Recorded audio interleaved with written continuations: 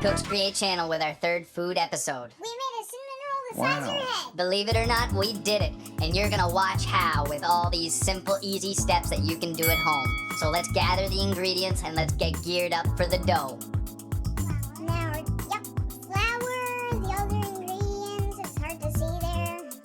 It's glitchy, but we like it. Special effects. Let's put it all in a bowl.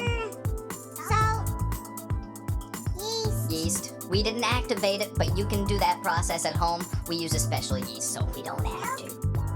With our fancy electric range, we're gonna warm up our ingredients. Let's melt the butter with the milk. We don't want to get them too hot because then we'll kill our yeast. We just want to get it to a temperature where it's nice and warm and toasty.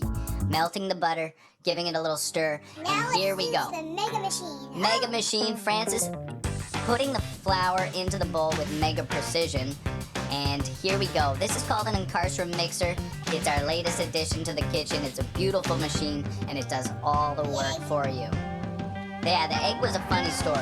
Funny story that we'll Look at that. tell you in another video. We could tell it at the end, though. We broke out the dough hook for the second step, so we brought the dough together using the other equipment. Used the dough hook, brought it together to form a nice, smooth, Look at supple that. dough. Here we go, onto a floured surface. Francis just appreciating the texture and the beautiful smoothness. Just look at that. Roll it into a lovely bowl. Ball, I mean. Put it into a bowl. Look at there. Let's let the dough rise. Kitchen towel, plastic wrap. Put it in there. 30 minutes, warm place. Wherever you want to put it. Could be in your baby's room, underneath your pillow. Ooh, Simple ingredients for the filling. The recipe is in the description, but we modified. We tend to add a lot more aromatics, often adding probably a tablespoon more of cinnamon and maybe a tablespoon of allspice. Dough has been sitting for 30 minutes. Lovely. now let's put the flour. Onto a floured surface. Here we go.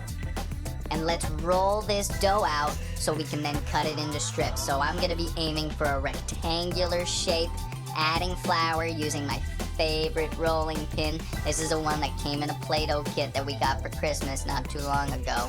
Just kidding. Meanwhile, Francis is slapping some butter in a pan, and meanwhile, I'm slapping some butter on this rectangular piece of dough, getting it ready for the sugar coating.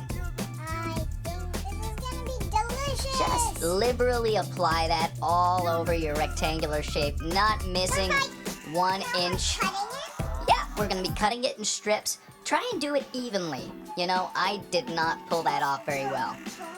Yeah, roll it up and placing it in the greased pan. There's a technique that I'm just picking up the strips and just rolling it around. It's getting bigger, but it just fits small into the pan.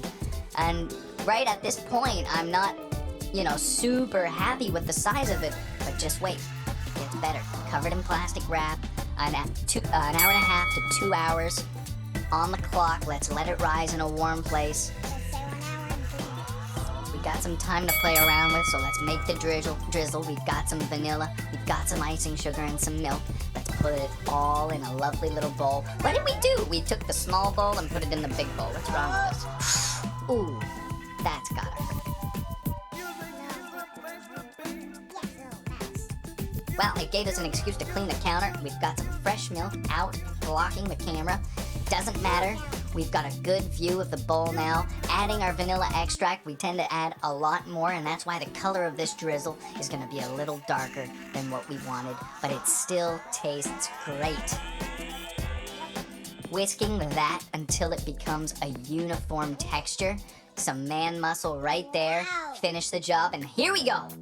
Wow, I didn't see that coming. Beautiful. Dough has just expanded, maybe doubled, tripled even, with a nice large center. That's not intentional, but I like the way it looks. Let's take a look at it.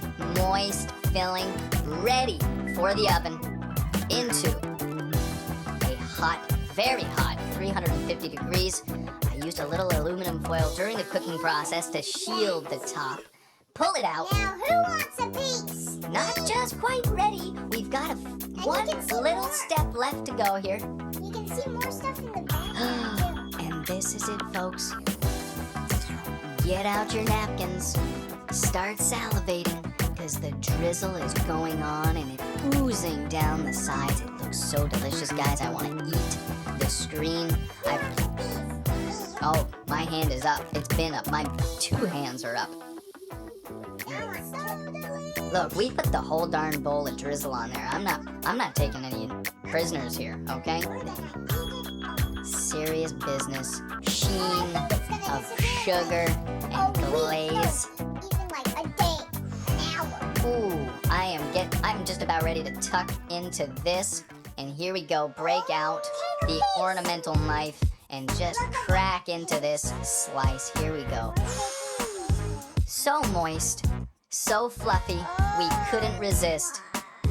This is like a scene out of Jurassic Park with velociraptors just tearing it to shreds. And one last final battle for the pieces here. Well, that's it. Thanks for joining us on this journey here, guys. This was amazing. Again, the recipe is in the description. Click on it. We made some little modifications. And that was a good simmer. Oh, you gotta try it at home. That's it. Cooks Create channel. Stay tuned for more delicious food videos.